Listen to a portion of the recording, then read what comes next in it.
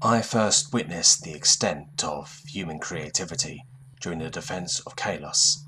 The Xanthic hive swarms were to attack this world next. Growing desperate to stop the horde, we issued a call for aid to every species in the Alliance.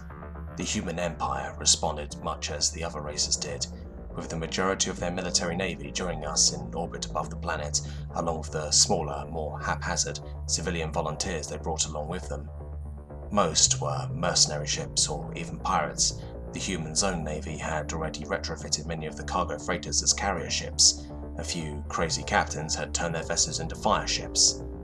I was a communications officer on the lead ship of a Narlev assault dreadnought formation, the bringer of swift death. I remember well the civilian ship that had been assigned to our squadron, the super heavy freighter Atlas, and her captain. The Atlas was a massive ship, larger even than our own, a full 5 hectares in length. My captain was annoyed. Why did we have to get weighed down with such an ugly burden? His anger was tempered, though, by the words of his commander that the Atlas would at the very least absorb some shots that would otherwise damage our ships. My captain, not even bothering to discover the Atlas's armament, had her move into formation above and our own vessel. We would find out what sort of weaponry she had soon enough, as the great enemy's fleet had been detected at the edge of the system.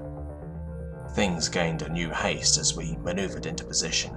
I kept a close eye on our new ally, as my captain commanded, watching on the display screen as the Atlas's cargo doors partially opened and racks, loaded with what looked like small rockets, were extended.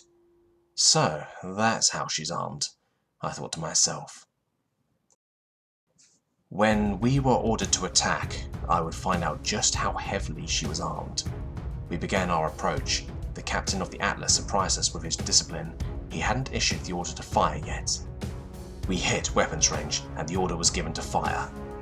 Our highly trained weapons crews were pouring pinpoint laser fire into the approaching fleet before they could get the first shot back at us. It was when the enemy fire was impacting on our shields that we saw the distorted cloud of fire that came from above our ship. At first, I thought the Atlas had been destroyed, but it wasn't so. As I watched on, the screens indicated she was surrounded by a storm of fire, the streaking fire of rocket exhaust. She was launching her payload like nothing I had ever seen. We Narlev prefer to fight with laser batteries. What I had thought were launch racks were more like ramps, acting to guide the rockets as the Atlas's captain simply dumped them into space. Then, their engines fired, sending them streaking towards the enemy. Not 2 or 3 at a time like our own massive anti-ship missiles, but in their thousands. A never-ending swarm of explosive death was spat towards the enemy in a way I had never dreamt possible. Any enemy ships that made the mistake of getting in the way of the Atlas were quickly ground to nothing but debris, as thousands of rocket hits took their toll.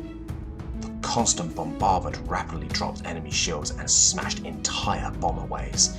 However, the smaller missiles were not so effective against the heavily armored shells of the enemy capital ships. While the Atlas had a few capital ship kills to her name, it took tens of thousands of hits to achieve each one. We quickly learned a much more effective means of destruction. We were to follow in close formation with the Atlas until the missile hits had caused a shield breach somewhere, at which point our own laser batteries would exploit the rift, destroying enemy ships quicker than we could have without her support. It turns out the captain of the Atlas had been offloading a shipment at an old military station when the call for aid was sent. He had been a gunnery officer in the human navy and knew of some depots storing old and now outdated orbital attack munitions, something that was left behind when the Empire's military mobilized to our aid. Using some contacts, he had quickly jumped from station to station, filling his holds and turning his ship into an improvised missile boat with a staggering amount of ammunition. That day, he came to our aid armed with 4,030,020 ground attack missiles. When we limped home victorious that day, our hold was empty. Now I am gladder than ever we are an ally of the humans, as I witnessed the launching of their new Atlas-class missile attack dreadnought.